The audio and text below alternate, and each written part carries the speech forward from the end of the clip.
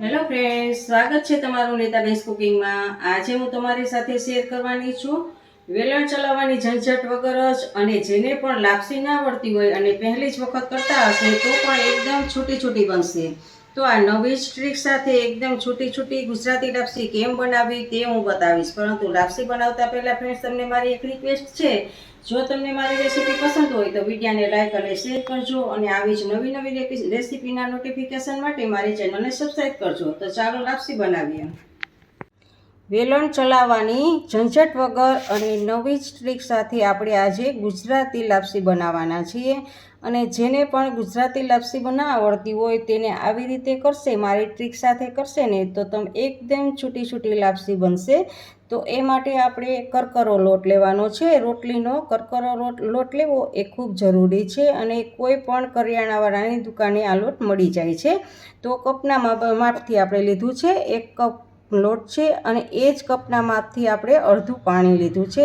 જેટલો તમારે લોટ લેવાનો હોય છે એનું જ અડધું પાણી લેવાનું હોય છે, અને પાણીથી અડધો આપણે ગોળ લેવાનો છે, એટલે 1/4 કપ આપણે ગોળ લીધો છે, અને 3 મોટી ચમચી આપણે ઘી લીધું છે, 2 ચમચી આપણે દળેલી ખાંડ છે। કારણ કે લાપસી બની ગયા પછી એમાં દળેલી ખાંડ એડ કરીને ખાવાથી ખૂબ જ સરસ લાગે છે લાપસી।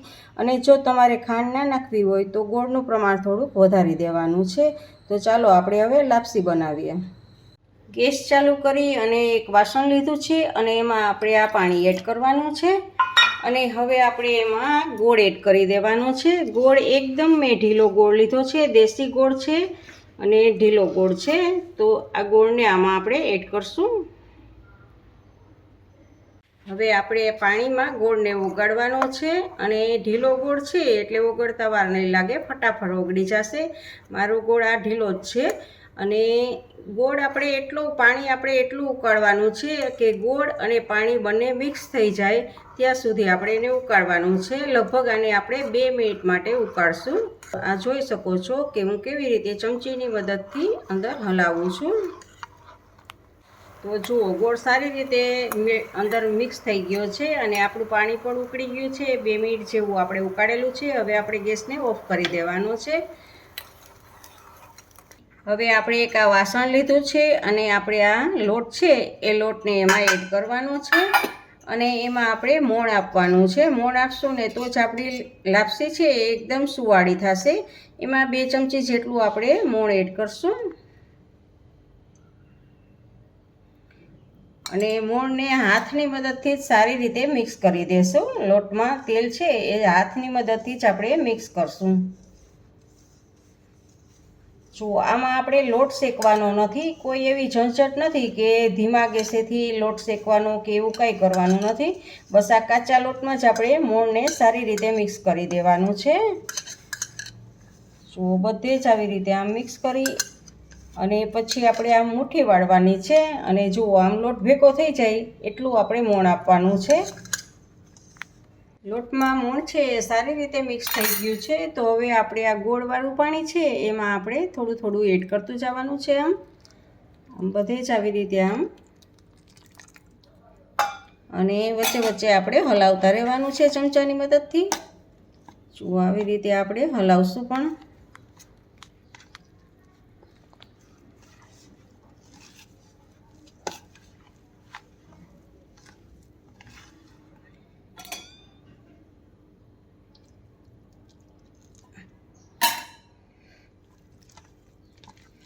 લોટ છે એ ગોળવાળું પાણી પી જશે, થોડી વાર થશે એટલે થોડુંક કઠણ થઈ જશે।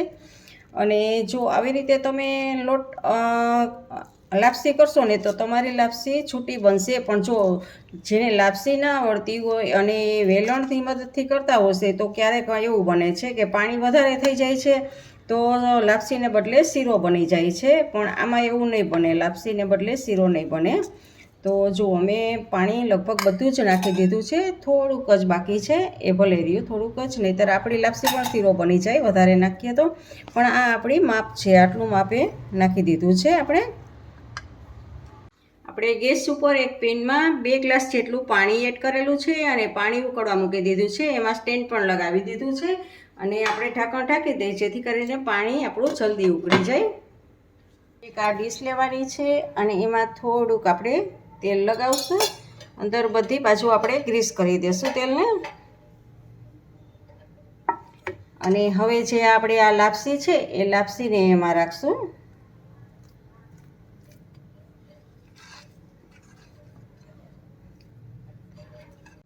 જો આવી રીતે બધી બાજુ આમ કરી દેવાની છે. આપણો હાથ જો ચોટતી હોય હાથે તો હાથ પણ આપણો તેલવાળો કરી લેવાનો છે. અને ચમચાની મદદથી, અને ચમચાની મદદથી ના થાય તો હાથની મદદથી તમારે કરી લેવાનું છે. આવી રીતે બધી બાજુ ફેલાવી દેવાની છે ડીશમાં.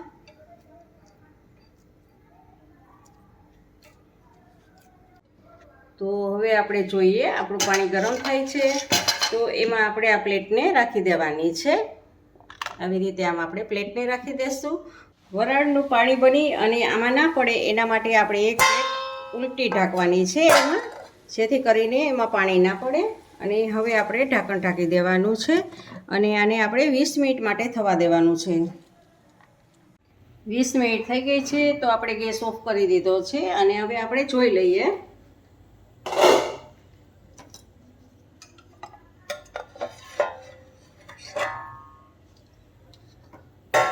તો જુઓ પાણી બધું જ શોષાઈ ગયું છે. તો હવે આપણે પ્લેટને બહાર કાઢી લેવાની છે. હવે આમને મજાને આપણે ઠંડુ થવા દેવાનું છે. 10 થી 15 મિનિટ માટે આવી રીતે આમ ઠંડુ થવા દેશું. સાવ એકદમ ઠંડુ થઈ જાય ત્યાં સુધી ઠંડુ થવા દેવાનું છે એને. હવે આપણે આ એકદમ ઠંડુ થઈ ગયું છે, જુઓ આ મળી શકાય એટલું. તો હવે એને એક મોટા વાસણમાં લેવાનું છે. તો નીચે ગ્રીસ કરેલી હતી એટલે ફટાફટ નીકળી ગયું છે. અને હવે આવી રીતે આને હાથની મદદથી પોળું કરવાનું છે. આવી રીતે આમ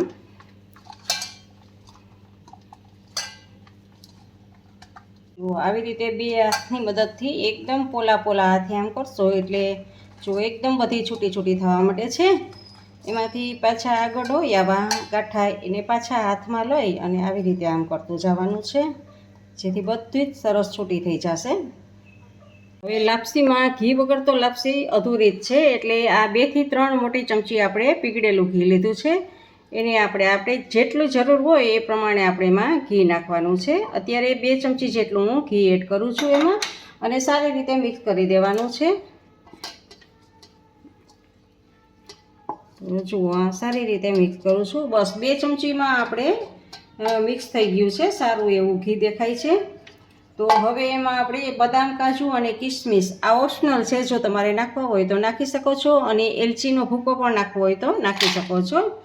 અને હવે આપણે ગોળ થોડોક ઓછો લીધો હતો તો હવે આ ટાઈમે છેલ્લે આપણે 2 ચમચી છે, 1.5 થી 2 ચમચી દળેલી ખાંડ છે, ખાંડનો ભૂકો છે, એને એમાં એડ કરશું અને સારી રીતે બધું મિક્સ કરી દઈશું આપણે.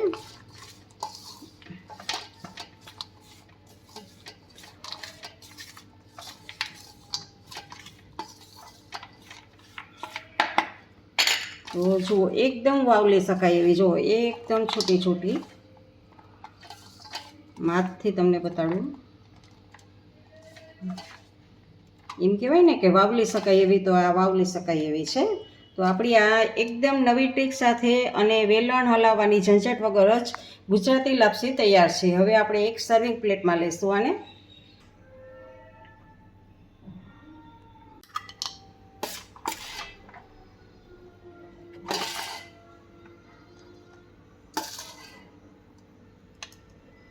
ફ્રેન્ડ્સ, તમને મારી નવી જ ટ્રીક સાથે લાપસી બનાવી તે કેવી લાગી તે કમેન્ટ કરજો. અને જો ગમી હોય તો લાઈક કરીને તમારા ફેમિલી મેમ્બર્સ અને ગ્રુપમાં શેર કરજો અને મારી ચેનલને સબસ્ક્રાઈબ કરવાનું ના ભૂલશો. આવજો, બાય. ફરી મળીએ એક નવી રેસીપી સાથે.